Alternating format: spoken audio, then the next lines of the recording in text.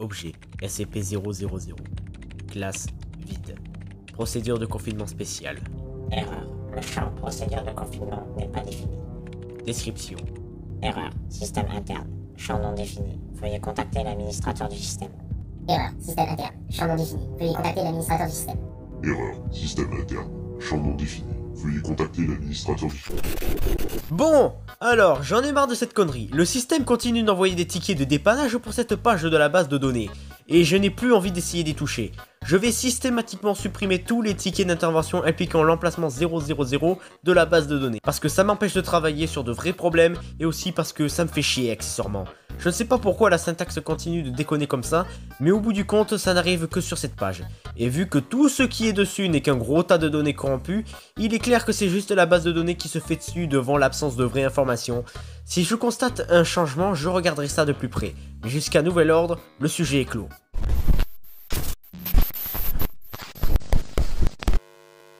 Cette cage est vaste, elle n'a pas de mur. Lorsque je me tiens immobile, tout ce que je vois est une plaine blanche s'étalant à perte de vue, sous un ciel tout aussi blanc. Il n'y a pas de vie ici. Je peux bouger autant que je veux, mais si je m'arrête un seul instant, je me retrouve de nouveau à cet endroit, à jamais condamné à être enchaîné à ma prison. Malgré tout, j'ai beaucoup marché, explorant ce purgatoire que j'ai connu depuis des années. Au cours de mes voyages dans cette blanche terre désolée, j'ai eu comme de courtes visions de choses horribles qui ne devraient pas exister, des abominations grotesques qui apparaissent un instant, puis s'en vont comme si elles n'avaient jamais été là. Mes souvenirs de ces créatures me ramènent continuellement à un souvenir spécifique. Un être noir, informe, une chose indéfinie qui n'aurait pu être créée par aucun dieu dans cette réalité ni une autre, est apparu devant moi alors que je marchais et m'a fixé de ses yeux rouges. Tandis que je m'en approchais, dans mon esprit, je pouvais sentir sa haine, sa rage et sa peur, des émotions que je connaissais, mais que je n'avais encore jamais ressenties avec une telle intensité que celle émanant de cette entité. Aussi vite qu'elle était venue, elle a disparu, et pendant un instant, j'aurais juré avoir vu sa mâchoire tordue prononcer un mot, une expression dont j'ignorais encore le sens et le contexte. Fondation. J'ai médité sur le sens de ce mot, ce message final d'une créature de cauchemar que je n'ai pas revu depuis. J'ai essayé de m'approcher des autres visions dans l'espoir d'en apprendre davantage sur ce mot, mais je peux à peine comprendre leur apparence avant que les créatures ne retournent au vide d'où elles viennent. Je me suis demandé alors, que sont ces créatures? D'où viennent-elles? D'où viens-je? Comment suis-je arrivé dans cet endroit? Comment puis-je sortir de cet endroit? Ces questions restent sans réponse, et j'ai bien peur qu'elles ne le restent à jamais. Une pensée qui ne cesse de me tourmenter. Étrangement, l'autre effet de cette rencontre accidentelle a été bien plus productif. Avant cela, j'ignorais posséder une bouche ou des cordes vocales ou n'importe quel organe permettant d'émettre un son. Bien que je sois conscient de respirer, le vide autour de moi ne fournissait aucune réponse audible lorsque l'air entrait dans mes poumons. En dépit de cela, émettre un son était désormais non seulement possible, mais aussi presque tentant. Après avoir entendu le mot qui a été prononcé devant moi, j'ai senti qu'il était de mon devoir, non, de mon droit de détruire le silence que j'avais connu pendant si longtemps. Ce qui commença comme un murmure à peine audible s'amplifia à mesure que je prenais confiance en mes nouvelles capacités. Bientôt, je criais déjà des mots absurdes vers le ciel, riant en dedans de savoir que je brisais le silence.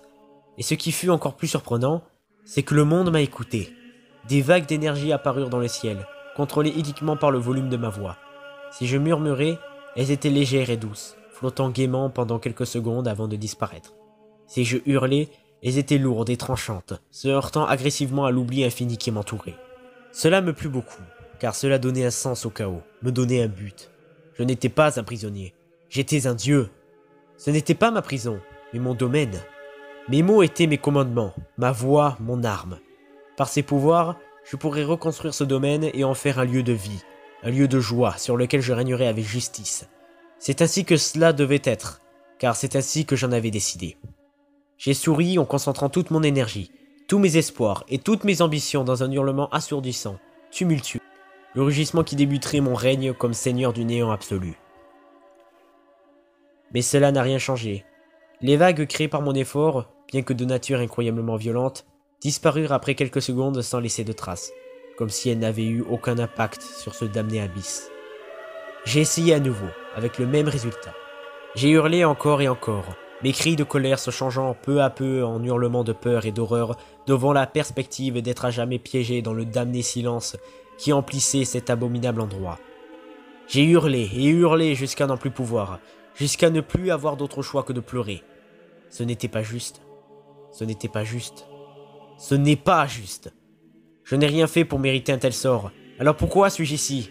Qui ou quoi pourrait être assez cruel pour piéger quelqu'un dans un néant absolu pour l'éternité? Fondation, est-ce toi qui m'as fait cela? Est-ce que Fondation est mon geôlier? Ou est-ce mon créateur? Cela n'a aucune importance. Je hurlerai et crierai dans le vide jusqu'à ce que les vagues que je crée déchirent une sortie dans cet enfer, et je trouverai la vérité. Le seul fragment de logique et de raison dans cette mer infinie de folie et de désespoir qu'est mon existence.